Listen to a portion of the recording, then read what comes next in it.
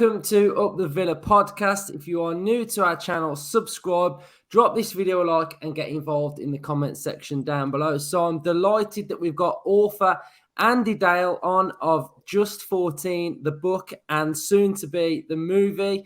How are you doing? And then if you want to just talk to us a little bit about how it all came about. I'm doing great. Thanks, Luke. I've been a Villa fan since I was about 6. I've written a few books in the past. Well, my first novel was about my college life called Piranhas in the Bedroom, and the character was a Villa fan, slightly based on me. That one sold 20,000 copies, so I thought it's time to try a new one and actually work at one called Just 14, because I was 14 when the Villa won the league in 80-81 using just 14 players. It's a bit of an Adrian Mole sort of style book, really. Yeah. Bit of a diary. It's 90% true. A bit of artistic license, but it's about sort of growing up in the early 80s. Interesting things at school, a bit of bullying, general things happening, friends all supporting local teams. I'm from Wolverhampton. There's a reason why I'm a Villa fan. This actually is in the book and will be in the film. But my family are Wolves fans. And at school, my best friend was a Wolves fan. The other friend's now being fan and a Walsall. And we became the local football group, really. And Monday morning, if your team had lost, was pretty bad. But that as season, it always is, yeah, even to this day. Totally, but for that season, it was great mess Monday mornings. Yeah, so that book actually released in 2016. At the book launch, we had Gary Shaw, Tony Morley, Colin Gibson, who were brilliant for 2 hours talking. The book has now sold 40,000 copies, which blows my mind. That's mental. Response has been really good to it, even though for me it's just writing down what really happened. Obviously, the Villa story that season with those 14 players and winning it at Highbury that last game when they were losing makes the story so much better. A bit like Fever Pitch and Arsenal. Yeah. When they I think what's interesting, Andy, is I've read it recently. I've been on holiday and I read it, and it I'm not just saying this because you're on, but it is really fantastic book. Honestly, I enjoyed it so much. But I think you're right in what you're saying. I've wrote down quite a few notes about it, and I said it's a cross between Adrian Mole, for the older listeners would remember Diary of Adrian Mole, and Fever Pitch, and it's sort of combining the two genres together, sort of sport book and sort of adolescent growing up book. So, the way you've intertwined the two sort of themes and threads through it works so well, especially with the sort of diary type entries and day upon day. It's fantastic. A few things that basically that I picked up on whilst reading the book is the first one was a very interesting one. Was that squad of 14 players only cost £1.875 million? That's right, yeah. And the 3 players that we sold at the start of that season brought in 2.75 million with Gray, Dean, and Gidman. So that just shows you that squad, not only was it only 14 players strong, but it didn't cost that much money really to assemble, and they made some profit that season, which is unheard of, isn't it? And even that team they built with Gray, Dean, and Little was after they got relegated before. So Sons took over in 74, and then he built a team that got promotion, won the League Cup, were 4th in the league, and then took them to pieces. Yeah, it's unbelievable, isn't it? Players. I'm also very glad to hear that it's 90% true, because there's a character in there called Haystacks, one of your friends, and that's just basically me. I've just read that, and every time it comes up, I'm thinking that's definitely me. That is all the way through. Okay, that's good to hear. Yeah, and some of the statistics, some of the things as well that you brought up, like the CFAX, the story of the CFAX. I mean, a lot of sort of older people, younger lads, won't realise that if you couldn't get to the game, which you couldn't obviously at that age a lot, you had a season ticket the season after, I think. The season after your pick-up season. Yeah. So you was just trying to get to as many games as you could that season.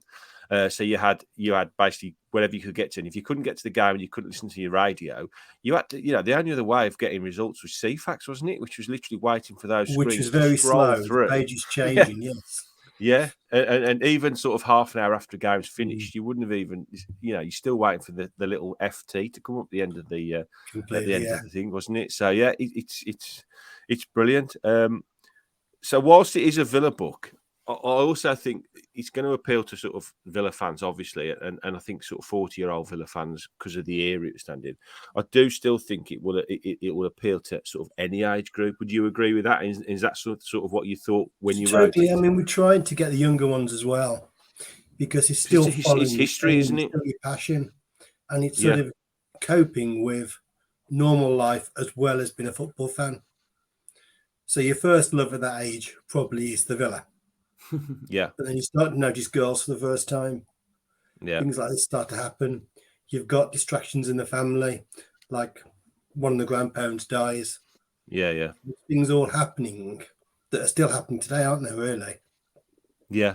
It's but I'd say for younger fans, I would definitely employ even younger fans that wouldn't probably have remembered it. They know we would have won the league in that year, but as a sort of as a historic sort of look back, it definitely sort of, if you read it, you would realise the up and down of the season that we had.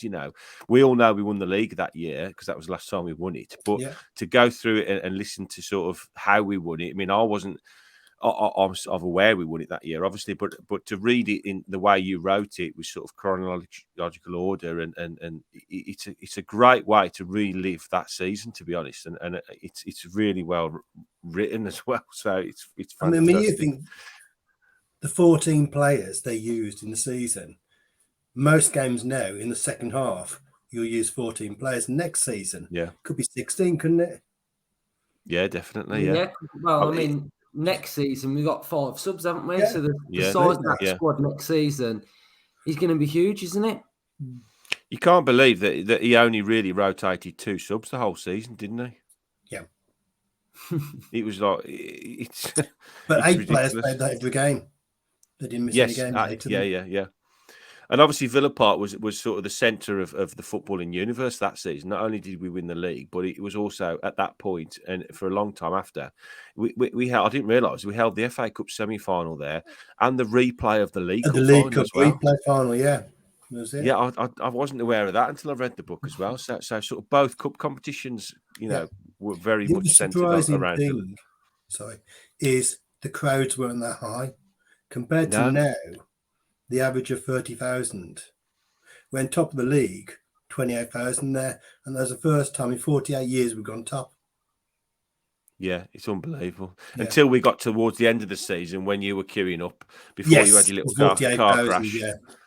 I thought you was very, very. If that did that bit really happen when your dad had the little bang? On that, yes. And you told him to go home and not go to the match. That's very. We actually what really happened is we walked to the ground and the crowd was just so much. I just couldn't go with it. For the car's broken. It'd be hit both ends. Because the queues were right here, though. People are going to read the book, and that's in the film we won't spoil too much of it. Definitely, yeah. But another good thing, another thing I wasn't probably as aware as I should have been was there was 14 derbies that season, wasn't there? Yep. In the division got Stoke as well, Coventry. Yeah. So obviously the wider Midlands area as well. Yeah. 14 derbies in a season. I mean that's. Yeah, to win the league with that kind of Midlands sort of play teams in there again, he's another phenomenal. We didn't lose, really. No, I wrote that down. 11 wins and 3 draws in 14 derbies. That's going to be some record that I don't think will be beaten for a very long time, will it? And the sort of historical aspects of the year as well, the sort of 81, the John Lennon assassination was that year as well, wasn't it? Yeah, that was the 80 December time, yeah. Yes, that was a big issue with that year as well. So when you wrote the book then, how long did it take you to sort of condense all these things to bring them all together? About 7 or 8 months. Yeah. The information is there. You've got to research it. Interesting fact is my 14th birthday was the 4th of April. The Villa went top, beating Leicester 4-2. Bucks Fizz won the Eurovision Song Contest. Aldenite won the Grand National. And it was the boat race. All on that same day. What a 14th chopper. birthday that was. What an unbelievable 14th birthday. Yeah. And I'm hoping you've still got your Lucky Radio. I haven't got Lucky Radio, no. Because that's phenomenal. That was, that's going in the film. Andy, talking on the film, then. So you've released the book. The book's out now. Every Villa fan can purchase the book. Yep. And now we're talking about the movie. So let's talk about that then. The movie is just mad. I was approached in 2019 by a Birmingham director who'd read the book, who thought, like Fever Pitch, it would make a really good film. So we've then met a lot of people, including all the players from the time who are still around, who have all agreed to cameos in the film. So you might see Tony Morley at the burger bar, or Gary Shaw doing the turnstile operation, that sort of thing. We've worked with a director who's done a similar film for Liverpool called Will, when they won the Champions League in Istanbul. It's just going mad. It really is. We've had investors to get through development stage, and we're going to start the actual promotional trailer filming in the next 3 months. We're actually going to bring it so there is a bit of modern day as well. Right. Because an interesting twist to all this is when I got married in 2003, I left my wedding with my wife to go to the Villa. It wasn't planned. So we're actually going to use that part of the actual film at the start as well. That's a good idea, isn't it, to bring it back into the modern day? How difficult then is it to condense the book into a screenplay for a film? Very difficult is the answer, and I've had to fight to keep certain things in there. Yeah, I haven't been the script writer. Right. I've employed different script writers who've done it, and I have to admit, at the moment, Haystacks hasn't made the cut. Sorry to say that. What? The other friends have, but he's the one, because they've got too many friends, really. Yeah. This is the problem, I suppose, isn't it? He's trying to turn. I mean, I've read many books that have been turned into films. I mean, some of them, you get past the sort of trailers at the start, and you're halfway through the book already because they can't get it all in, can they? And there's so much detail in your book and so much stuff to cover over such a long period of time. I suppose that is one of the headaches of doing it, isn't it? What we are doing, though, is the months will still be there. In the end of each month, you'll see the results so far. And for those who read the book, there's a Roy the Rovers chart that I fill in during every game during the season. I remember them well. Per league position. That'll be a major colour them in, don't you? Yeah. And that'll be done continually throughout the film. So all the Villa games won't be on there quite as much. Only the key ones. Yeah. It is a challenge, Justin, Yeah, I bet it is, yeah. So you're very confident now that this is going to go ahead then? It's going to certainly happen, yeah. Yeah. It's going to be bigger than I first thought it was going to be as well. Good. Yeah, the budget has gone up and up. Well, I suppose as long as it's not coming out of your pocket, you're okay, aren't you? No. And because there are quite a few famous Villa fan actors. There are, yeah. We're very keen to be involved. Really? Yeah. Can you give us any scoops, or is it too early to sort of give them information out? We are. You don't have to. You don't have to. Well, no, you can probably guess anyway. You can probably guess, yeah. Fair enough. If you go on the sort of famous Villa fans, 3 of the top 4 are going to be involved. Brilliant. Yes. So sort of top? Go on, Luke. I mean, to be fair, I watched that film, Justin. What is it? Was it Le Mans when that guy's in the Villa shirt? Yes, yeah. Right. So, even things like that, just to be on like watching a movie and watching the screening, you see someone in a Villa shirt, and I think what you were saying earlier about like younger fans being able to be aware of stuff as well and I think this is sort of like a little bit about where Villa as a whole, I think, sometimes go a little bit wrong, is that we don't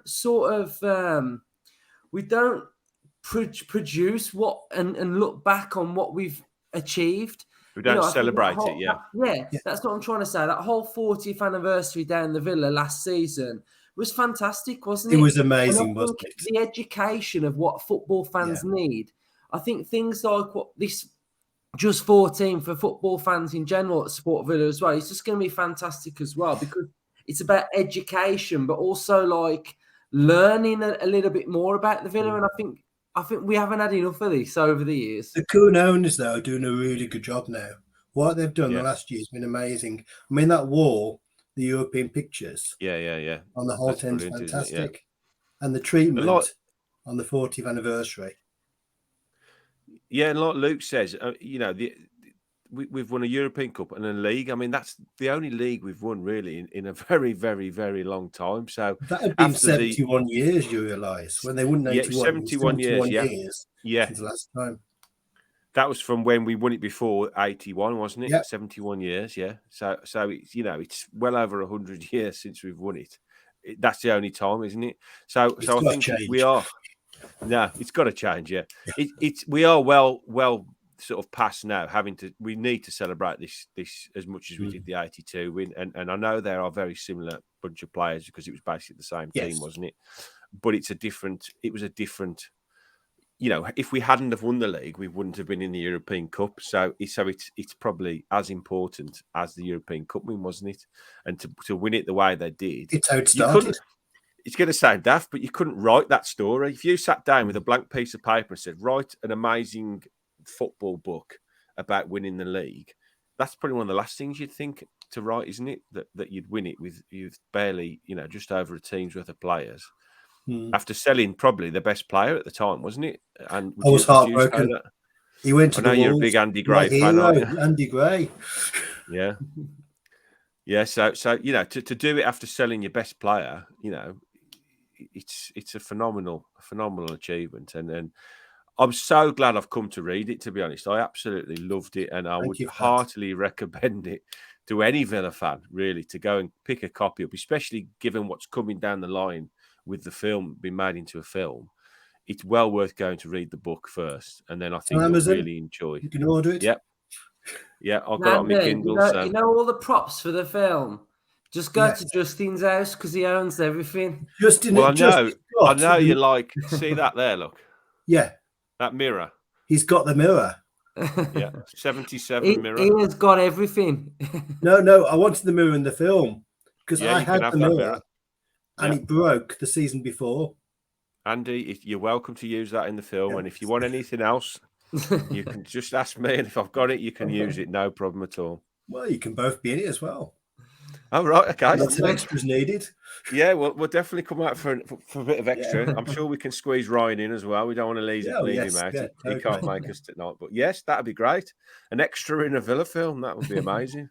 We can stand in the background having a pint with Andy, with Gary Shaw. Not Andy Gray, no. No, Andy Gray, no. With Gary Shaw and Tony Morley. Yeah. So what's the next step then, Andy? Where do you go from here? We're filming the trailer. Yeah. We're then going to present the trailer to some investors towards the end of the year. Right. We're also meeting with the club in the next few weeks, which is quite exciting. Fantastic. To see what their involvement is going to be. But I think it probably will be out the end of next year, the start of 2024, which is, of course, the anniversary, 150 years, yeah. It'd be a nice time. Great time to do it. Definitely, yeah. Well, hopefully then, when you get a bit further along, we can get you back on and we can see how you're getting on. That'd be great. Thank you. Yeah, cool. Definitely. So it's been fantastic talking to you, Andy. I haven't read the book, so I'm now going to order the book. He's going to order the book now, I'm definitely. Order it as soon as we've finished on here. And it's been great talking to you, and I'm really looking forward to seeing where you go next with it all. Okay, thank you both. That's been great. Thank you. And up the Villa. Up the Villa.